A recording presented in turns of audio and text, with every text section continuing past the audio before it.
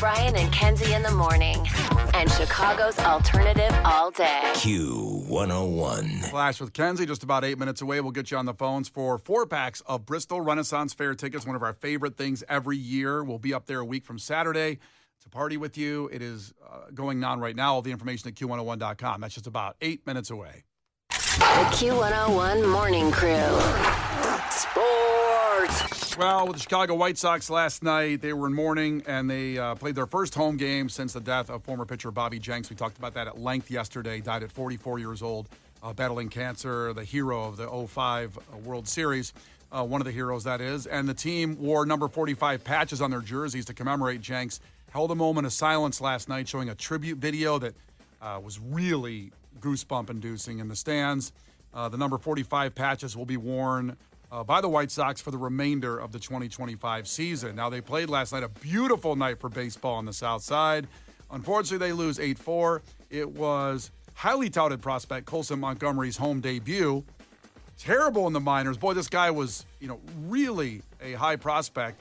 And they talked about his time where he was playing very poorly. And the manager telling him, hey, I know you're going to figure this out. You're going to figure this out. You just can't quit. And he goes, you know what? I'm not going to quit. And he didn't. So he got up here to the majors with the White Sox. And Case can probably give a better update watching every White Sox game. As I am a Cubs fan, I only see some of them whenever they're available on TV. Well, we've hit a point with the White Sox where I'm excited to watch this team again. Last year we spent the entire season excited to watch them lose and make history. But when you go through this White Sox lineup now between Colson Montgomery, who, like Brian said, was one of the highest touted prospects in the White Sox organization. People thought he'd be major league ready last year. He wasn't. He really struggled in AA and then in AAA. Finally made his way up to the majors over the weekend. And he's actually been excellent since debuting last Friday in Colorado. But between him and Chase Mydroth, who I really like, and Kyle Teal, who's a catcher they got in the Garrett Crochet trade, all of a sudden, it's very dangerous. Hope is a dangerous thing. It's very dangerous to believe in some of these White Sox prospects and some of these guys on the roster that are under the age of 27. But I turn on the White Sox every night, and I care about some of these guys. I'm getting invested. I'm gaining hope, and hope is a dangerous thing. As you learned from seeing Shawshank. That's right. Dangerous thing. Got no place in here. It's Drive Chicago a man sports. insane. Drive a man insane. Would you say it's too early to buy a Colson Montgomery jersey? Oh, there's no worse investment in life than buying a White Sox player jersey. Any of them right now? When I go to the park and I just see the clearance rack in the team store of the Yohan Moncada jersey and the Tim Anderson jersey and the Jose Abreu jersey and the Dylan Cease jersey, I go, well, what happened? This was a playoff team 4 years ago. Your safe bet, buy an A.J. Pierzynski jersey. For the White Sox. Well, they wheel out Frank Thomas jerseys like no one's business. Yeah. That's what's keeping that team store's lights on. When I went to the White Sox game about a month ago, I saw a lot of A.J. Pierzynski jerseys, and it's cool to see those. They're good. Now, I do want to point out, Brad on the text line just checked in, and he said, Case, they're 31 games under 500. What's so exciting? I'll answer that. There's a lot of hope in this team right now. It's fun to see these guys progress on a daily basis. I've heard so much about Colson Montgomery over the last 2 or 3 years. It's great to see him actually playing Major League Baseball and to see him playing well. So they're not going to win every game. I turned on the White Sox game last night. They were up 1-0. I believe they lost, 8-4? Yeah, 8-4 to the Blue Jays. So a tough night. But you know what? There was good stuff there. There's progress being made. This is not a historically bad baseball team anymore. And that's what it was last year, where they found new ways to lose games. It was unbelievable. It was mind-boggling. So as long as you're in the fight, improvement could be around the corner. They really are not an embarrassing team. I was embarrassed for just saying that cliche. You got to get out there and, get out in the gym and work out and play hard. And you got to give them credit because you and I will also give credit to myself. That's nice. Well, I can't wait for this. Yeah. Because end of last season when they were like, no, we expect more out of our players. Mm-hmm. You guys were, that'll never work. And look, their players are doing better. Look, historically better. Where they expected more, they're getting more. You can expect something out of the people you're paying millions to. It's okay. And Kenzie did say that. You go back to the podcast, you can hear those statements she said last year about they're just going to do better instead of paying for better players. I'm going to make a counter to what Kenzie just had to say. I love this. A lot of new players on the roster now. These are not Shohei Ohtani level free agents that they signed. They didn't make blockbuster trades, but they have rapidly upcycled their farm system. It's actually a totally different team than last year, although I will note Andrew Vaughn, who for a long time was the biggest problem in the White Sox batting order, made his Milwaukee Brewers debut last night and did hit a home run in his first at-bat. Yikes. So, you know. Do It's you tough. think that some of the players last year were playing back because they thought they'd get to move to Nashville if they did? I can't rule it out. Because, like, that's something that I would do. Like, if we really drop the ball here, we could be warm all year. It's the major league game plan, except for not for the players. They wanted to stay, but the owner wanted to move them to Miami, right, in major league. That sounds right. And she tried to tank the team, but who knew? They won. They kept winning. They couldn't move out of Cleveland. The Cubs, first place Cubs at the Twins tonight, so they didn't play last night. A lot of legs to this. We talked about it yesterday and thought we'd be done with it. But the seventh inning stretch sang by popular podcaster of the Call Her Daddy podcast, Alex Cooper. Alex Cooper. Sorry, drew a blank there for a second. We have the audio of that. We played it yesterday of how she got booed. It's very hard to get booed doing the seventh inning stretch. Yeah, it at hasn't Wrigley happened in Field. a long time. You can be bad and people are fine, but it came off condescending and mocking. Here's that audio if you didn't hear us play it yesterday. Alex Cooper. All right, Daddy Gang and Cubs fans, are you ready? You've never seen something like this before. Oh, boy. A 1, a 2, a 3. Take me out to the ball game. Take me out to the crowd. Buy me some peanuts and Cracker Jack. I don't never come back, so let's root for the Cubbies. If they don't win, it's a shame. So it's 1, 2, 3 strikes, you're out at the old game.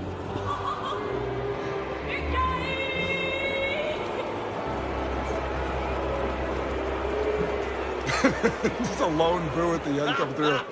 Yeah. Now, I just felt like, one, it was like, I don't know why I couldn't just sang it and have fun, but you can't see it because there's also a video, and she's almost doing a choreographed dance with her friends. yeah. And then she was laughing so hard at herself. I don't know why, singing the most basic, like, common lyrics ever for Take Me Out to the Ballgame. It's like, that's annoying when you're laughing that hard that you can't get the lyrics out. Like, it's not that funny. Like, let's be realistic. Yeah, there was great Twitter comments on this. One person saying, if you get booed for anything while the Cubs are beating the Cardinals by 11 runs, you definitely deserve it. Also, safe to say we'll never bring her back. And they compared it to Mike Ditka and Ozzy Osbourne's, but we'll play Ozzy's in a second. Ozzy's was tremendous. And Mike Ditka's was actually tremendous. I love Mike Ditka. Yeah, That's so funny. He actually said he was running late and couldn't make it up, and he ran there and he was out of breath. We'll play both those in a second.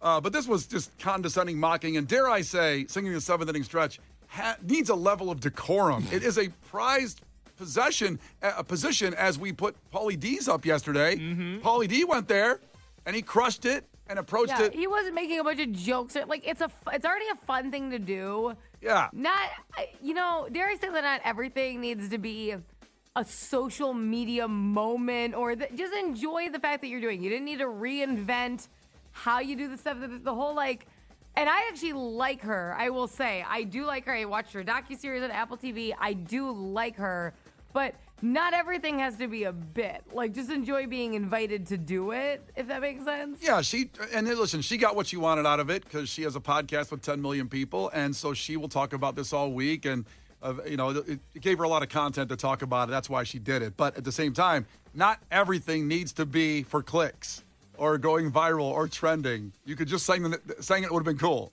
Did you want to say the national anthem? I almost said the national anthem. It had the same energy as Roseanne doing the national anthem. That's actually probably the closest comparison point. Now, here's how you do it. Here's how Ozzy did it. This was not bad because this was just Ozzy being Ozzy at the peak of the Osbourne show. That's struggle. You can't make fun of struggle. And Ozzy Osbourne. All right, Chicago. I want to hear a real crazy crowd start singing. Are you ready? Are you ready? I can't hear you. Are you ready? Can't hear him anyway. I know. He's like, I can't hear you. 1, 2, 3.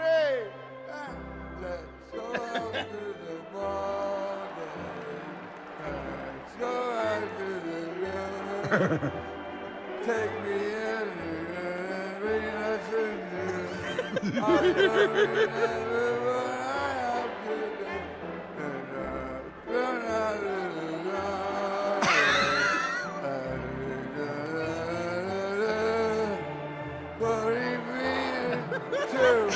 3 strikes, you're out at the old ballgame.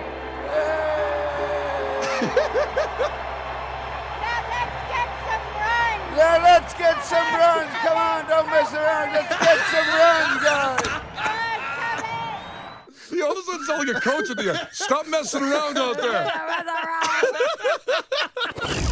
Brian and Kenzie in the morning. And Chicago's alternative all day. Q101. 312-591-8300. Call right now to compete against Kenzie in trivia for 4 packs of Bristol Renaissance Fair tickets. It's one of our favorite things every year. We'll be there a week from Saturday, but you can go whenever you want when you get the tickets. So call now to compete. 312-591-8300. Now, while you're dialing, while you're waiting to compete, Tina checked in from Chesterton and didn't know the Mike Ditka 7th inning stretch that we were talking about. We played the caller. It's the best. Oh, it's so good. We played the caller daddy, Alex Cooper, over the weekend and got booed. And then we played Ozzy Osbourne as he retired from basically performing with Black Sabbath over the weekend and solo Ozzy Osbourne. So now let's do Mike Ditka. And this is July 5th, 1998. The Pirates were beating the Cubs 5-0 in the 7th inning. And Ditka was supposed to sing the national anthem, but he was running late. And then we go right to the broadcast booth where they describe what's going on. And then you're going to get Ditka's 7th inning stretch. Well, Mike Ditka's in the building, but we're going to have to take over unless he gets here very quickly. Yeah, I know. Believe me, folks, we booed too. Okay, you ready? Here he comes. Hold on. Hold on. This is a dramatic pause. So Ditka's running in the booth now. As we speak, Mike Ditka has made it. And boy, am I happy. As happy as all of you. Mr. Ditka, please. A 1 and a 2 and a 3. Take me out to the ball game. Take me out with the crowd. All these happy nuts like Grandpa Jackson. I don't care if I ever get back. I will roll up for the whole team. If they don't win, it's a shame. 1, 2, 3 strikes, you're out at the old ball game. You can hear how stressed he was. You can hear it. He basically, you don't see the video, he goes like, oh, because he ran up the steps trying to get there in time to do it. Oh, my God. So good. So fast. The organist had to try to, like, just keep up. You can hear him falling behind them. Like, no. Amazing. Mike Ditka. So call now, 312-591-8300. Again, that was for Chesterton. Thank you for listening. I know, Tina, you wanted to hear that. Now I hope you enjoy it. But compete against Kenzie in trivia for Bristol Renaissance Fair tickets right now. The Brian and Kenzie Show. On Q101. You can't defeat her. She's too powerful. Clash with Kenzie.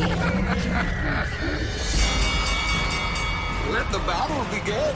Q101. Highly sought after tickets for the Bristol Renaissance Fair at the border, and they can be yours. We'll be there a week from Saturday. That'd be July 19th. Brian and Kenzie, our yearly trek to the border for the Bristol Renaissance Fair. It's a blast. It goes through September 1st. 4-pack of tickets from our great friends, the Bristol Renaissance Fair. And Tracy competing for these tickets today. Tracy, ahoy, tell us something about yourself. Ahoy. So 2 weeks ago today, my eldest son got married. So it's a whole new journey for us, having a married son and a daughter-in-law living nearby. So it's really exciting times for us. Do you like her? Oh, she's great. Oh, okay. Just checking. I like her. Yeah, just checking. I don't know, a little waver in your voice there. Not sure. No, there wasn't. No, You get on here starting stuff. All right, first one to 5 wins. Listen carefully. If Kenzie gets one wrong, you can steal a point. She can do the same with you. Tracy, call heads or tails, please. Tails. It is tails. There you go. Question number 1, Tracy. For the Bristol Renaissance Fair tickets, 4-pack. You can take the whole family. Ooh. Detroit's Major League Baseball team and Louisiana State University share what nickname? Tigers. Tigers is right. Tracy's on the board. Kenzie. The offspring of a male lion and a female tiger is known as what? Liger? Liger is right. Are those real or is that just Napoleon Dynamite? Oh, those are real. They're real? A liger is a real thing? That's a real thing. Okay. I've never seen one. Never seen a picture. Okay, well, Google it. I will do that. There's this thing you can do, I guess, Google images. 1-1. And back to Tracy. Tracy, other than Kentucky, name one of the 4 U.S. Commonwealth states. I listened yesterday. Pennsylvania. Pennsylvania. Oh, this girl studying. Look that at wouldn't her. have been. Damn, That would not have been on my guest list. check out the big brain on Tracy. Thank you for listening multiple days in a row. We appreciate that. We appreciate it. 2-1, back to Kenzie. Okay, Kenzie. Short-range wireless interconnection of mobile phones, computers, and other electronic devices is known as what? Wait, short-range wireless connection? Mm-hmm. I don't, is that like what Wi-Fi is? That's not Wi-Fi. Tracy, what are we looking for? I'm going to go with Bluetooth. Bluetooth is correct. Tracy has 3. Back to Tracy, Yeah, right? she can go up 4-1 right here. Let's stay with the tech questions. Which of these is the biggest? A gigabyte, a megabyte, or a terabyte? Terabyte. Terabyte is right. She's got some of those old big hard drives. What you got on those hard drives, Tracy? Come on, tell me. I have a husband in tech. Oh, look at Ooh, you. big God. tag. All Everything right. is great in Tracy's life. God. All right, Kenzie. It's 4. She's got 4, Tracy does, so you got to get this one. Yeah, Kenzie's got 1. Kenzie, R2-D2, C-3PO, and BB-8 are examples of what in the Star Wars universe? What do you mean? Well, what are they? Like oh, it's not that word. Like a droid. A droid is right. Okay. And just to make sure people know, Almost said robot. Yep. Like, wait a minute. Kenzie not a big Star Wars fan, No. but she got that one because you heard the word droid. But now Tracy can win with this one. That's correct. Tracy, what U.S. gangster described himself as a used furniture dealer on his business card? The only gangster I can think of is Al Capone. Al Capone is right, and she takes it home. Look at that. Very good, Tracy. Very good. You got the tickets for the Bristol Renaissance Fair, a 4-pack, and it goes all the way through September 1st. You can take the entire family from Brian and Kenzie and the Bristol Renaissance Fair. I have 2 daughters who are so excited for this. All right, Yay! remember, we're going to be up there, myself and Kenzie, on July 19th, a week from Saturday. In the midday time, we head up there like noon to 2-ish, somewhere in that range. We'll keep 11 to 1. Oh, my bad. Is 11 to 1? That's what Yep, it is? We're out there 11 to 1. Okay, 11 to 1. But we usually stay longer. So we will see you out there. Go to Q101.com is all the information. And remember, if you're trying to win these tickets, make sure you get on the phones at 7:10. 7:10, we get people on the phones for these. Coming up after Baloo Brigada, huge band had a member leave yesterday. We'll talk about that in just about 3 minutes. Brian and Kenzie, Q101. Brian and Kenzie in the morning. And Chicago's alternative all day. Q101. Brian and Kenzie in the morning. And Chicago's alternative all day. Q101. Brian and Kenzie on Q101. I'm going to say this right now. It's 7:32. At 7:50, I have a very, very large, big personal announcement to do on the show here. I saw the eyebrows just roll there from Case and Kenzie. Double eyebrow roll from Kenzie, actually. I want to make sure you saw it. But it's very serious. And it's a big personal announcement at 7:50. And that's all I'm going to say right now. He's going on another diet. I do kind of want to look good by the end of summer now and not the beginning because the beginning didn't work. But that's not it. That's not. It's bigger than that. It's way, way, way bigger than just a stupid You want to diet. look good by the end of summer. Yeah. How much effort have you put into that? Well, let's not get sidetracked. But what do you mark as the end of summer? November. Like Thanksgiving. Because let's be honest, global warming, it stays pretty warm through November here now. Amen, brothers. Yeah. Thank God for all those 80s hair bands used all that hairspray. Look where we're at now. Thank goodness for global warming. Yeah. So a big announcement, 7:50. We'll leave it right there. But first, we got to pour one out that happened at yesterday at the end of the show. And